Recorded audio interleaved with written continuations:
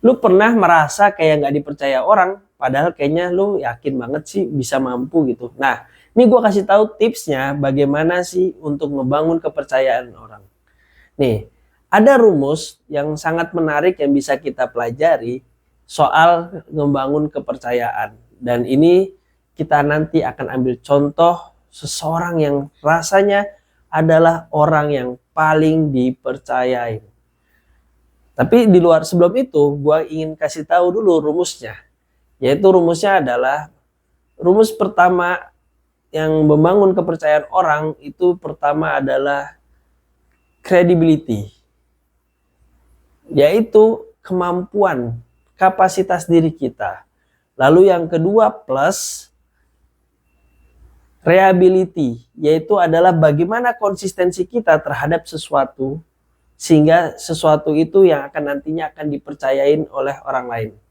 Lalu yang ketiga adalah intimacy dan dibagi dengan self orientation, yaitu bagaimana sih kepentingan dirinya kita, terus kira-kira apakah memang self orientasi kita terhadap sesuatu itu lebih tinggi dibanding rasa ketulusan kita. Nah, itulah rumus bagaimana kita membangun kepercayaan orang. Bisa jadi saat kita dirasa kita tidak dipercaya orang, walaupun ternyata kita merasa mampu, oh ternyata credibility kita memang belum mampu, di mata orang belum. Atau jangan-jangan bukan soal credibility-nya, yaitu adalah reliability-nya, bagaimana sih konsistensinya. Ya bisa jadi kita memang mampu, tapi ternyata kita tidak konsistensi dalam melakukan sesuatu, ataupun bisa bicara namanya integritas. Kedua hal ini mungkin bisa kita tidak miliki, tapi kita dipercaya orang, yaitu adalah bagaimana kita membangun intimasinya, membangun kedekatannya.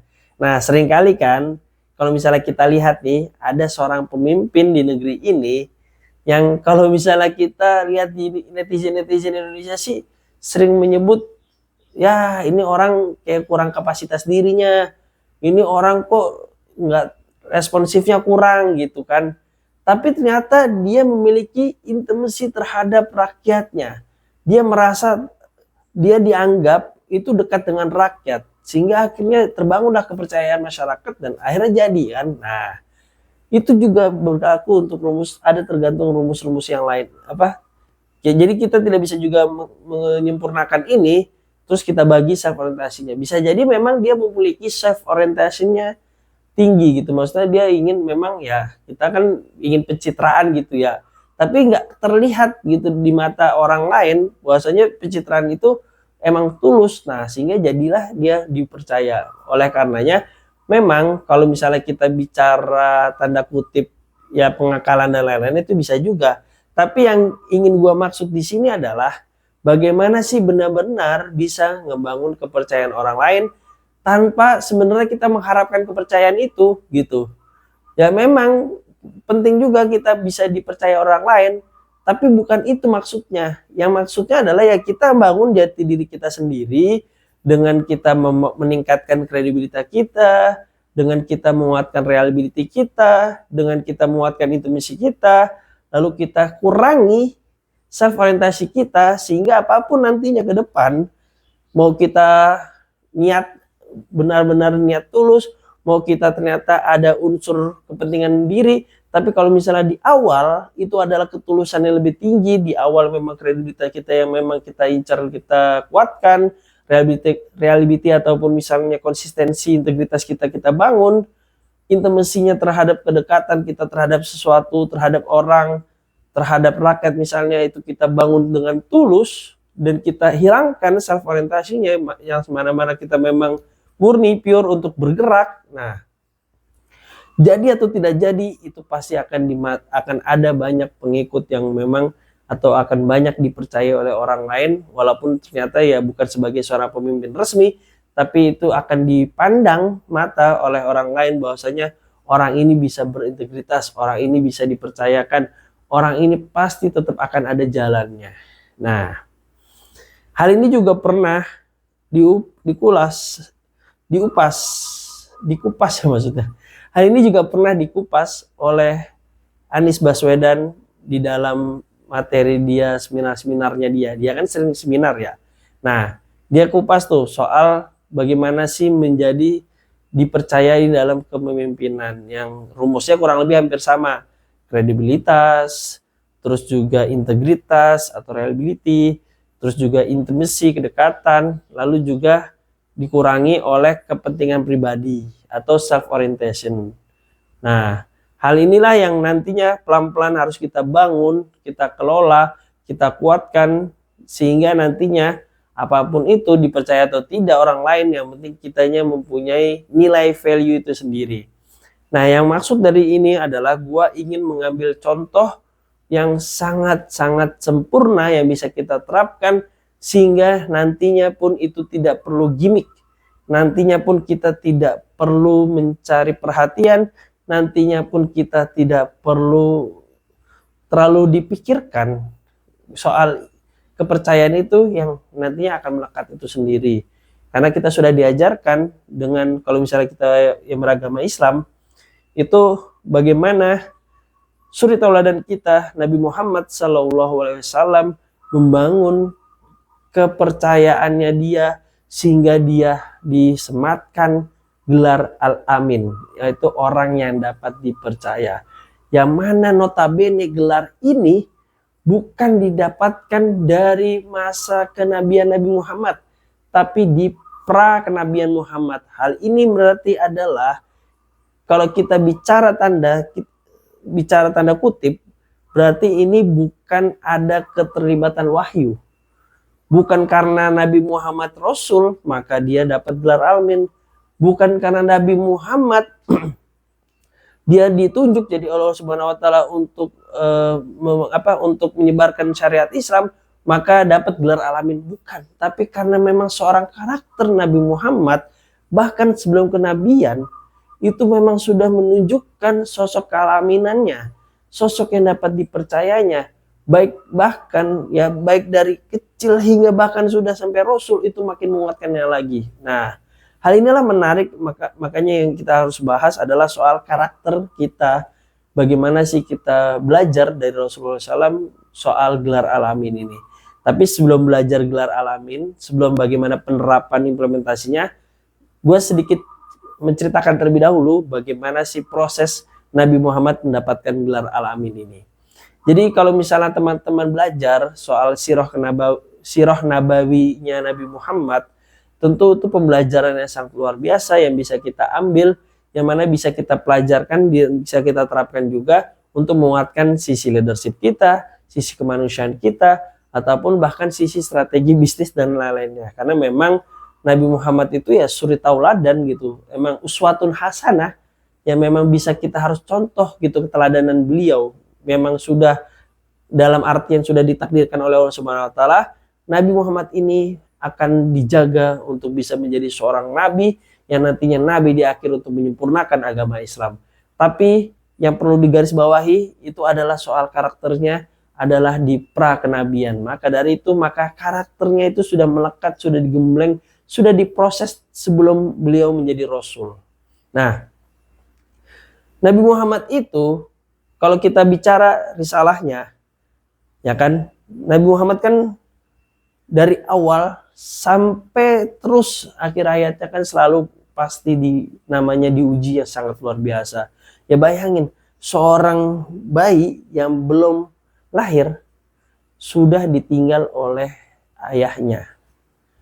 Usia 2 tahun, usia bayi sudah dititipkan oleh pengasuh ataupun namanya yang memberikan ASI, yaitu di desa gitu, kalau bisa kita bilang. Sudah tidak bersama ibunya, dan memang ini budaya Arab ya. Jadi ini suatu hal yang positif juga yang kita bisa pelajari juga gitu, bahwasanya oh ternyata kalau misalnya kita punya anak, kayaknya bagus juga tuh ide kalau misalnya kita taruh atau kita menitipkan anak kita di pedesaan, sehingga nantinya hiruk pikuk Jakarta ini atau yang ditinggal di kota-kota besar ini tidak dirasakan dulu gitu oleh bayi-bayi anak kecil, sehingga nantinya ya mereka akan tumbuh dengan karakteristik kedesaan gitu, yang adem, ayem, terus juga lingkungan yang memang sangat asri dan lain-lainnya gitu. Lalu di usia 6 tahun, mohon maaf kalau misalnya ternyata umur ada kesalahan ya, usia 6 tahun ditinggal ibunya, meninggal, terus juga 8 tahun ditinggal, 6 tahun dititipkan kakeknya, maka 8 tahun meninggal, dan seterusnya. Intinya apa? Maksudnya resilience Nabi Muhammad ini yang patut harus kita pelajari juga. Bagaimana sih beradaptasinya Nabi Muhammad terhadap ujian-ujian yang sudah Allah berikan itu, yang memang sudah sebagai penguat untuk proses karakteristik Rasulullah, maka di awal itu sudah digembleng gitu.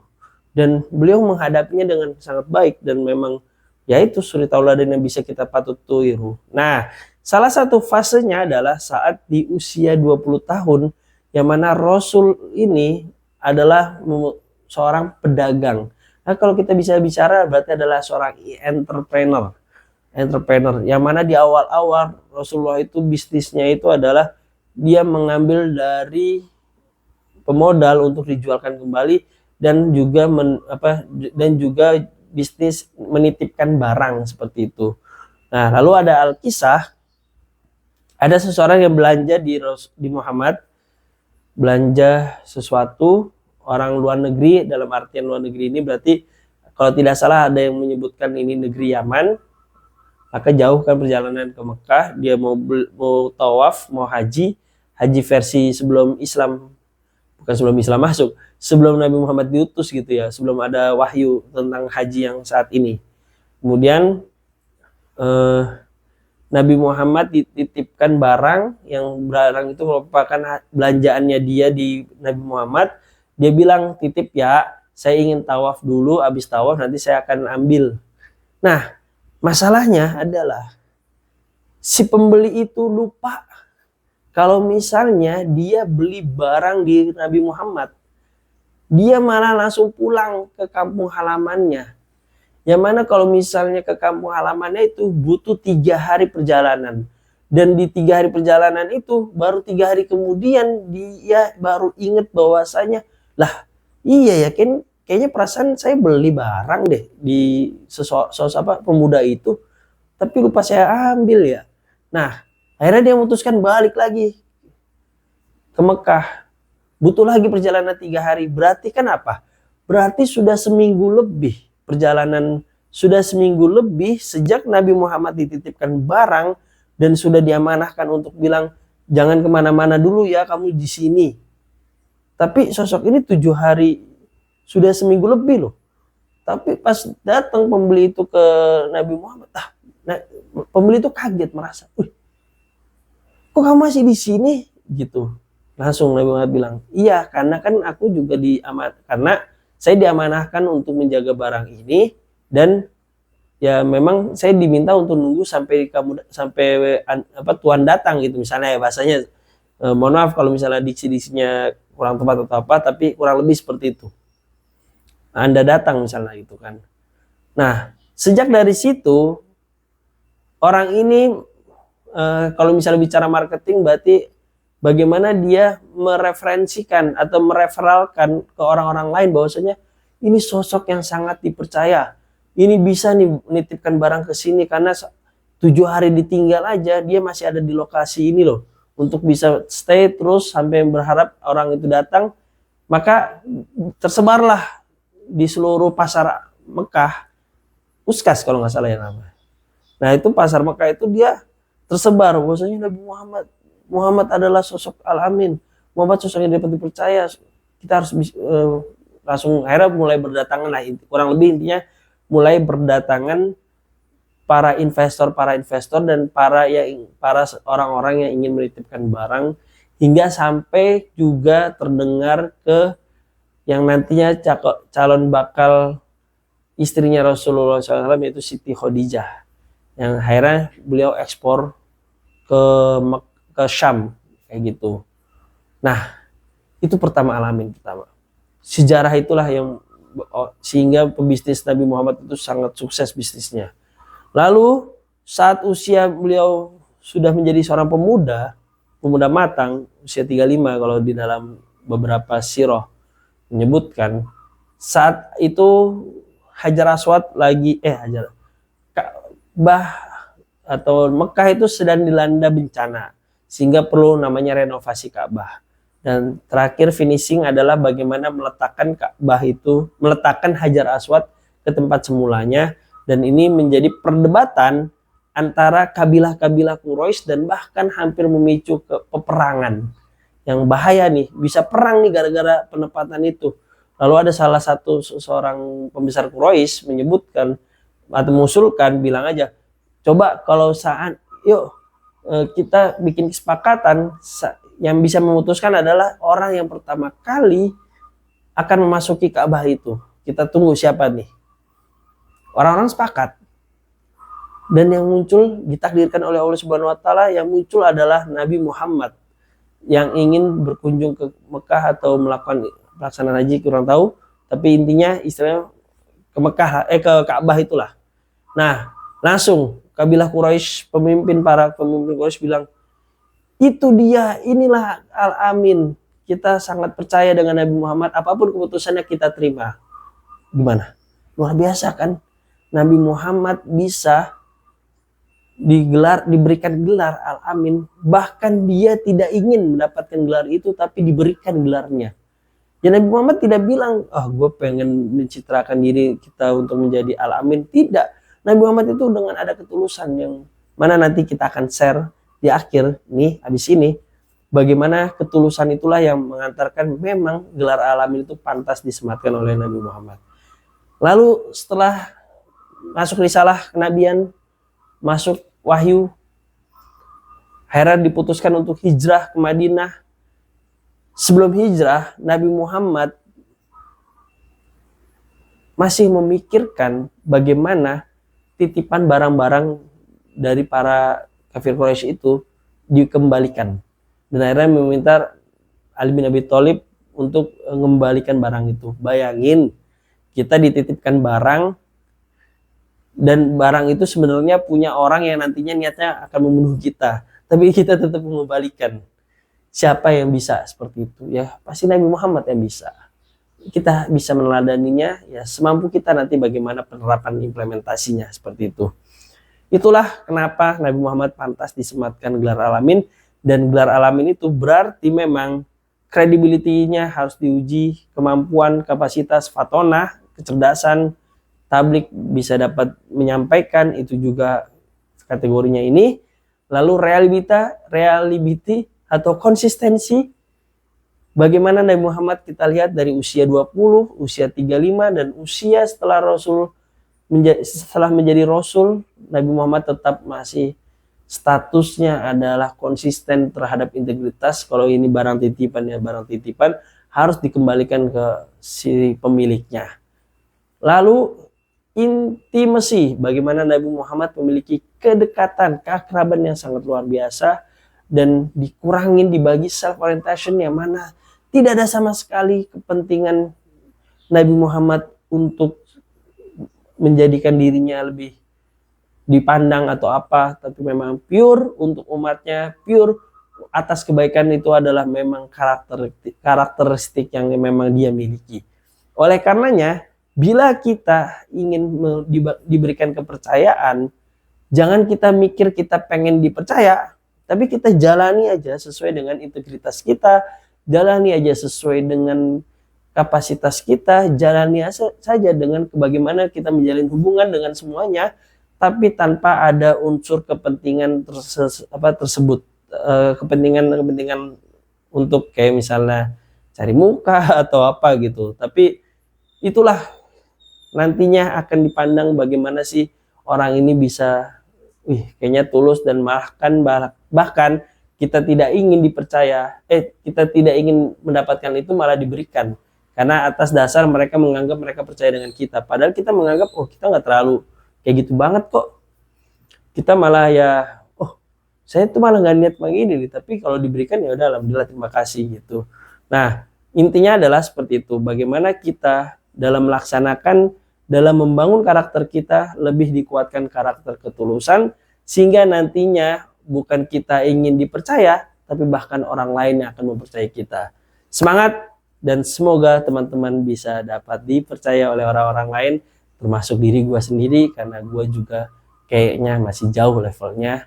Oleh karenanya gue bikin video ini biar lebih semangat terhadap diri gue sendiri untuk bisa mencapai ketulusan-ketulusan dalam setiap aktivitas gue, tidak terlalu mementingkan kepentingan diri, tapi menguatkan bagaimana kapasitas diri gue, integritas gue, dan kedekatan gue. Semangat!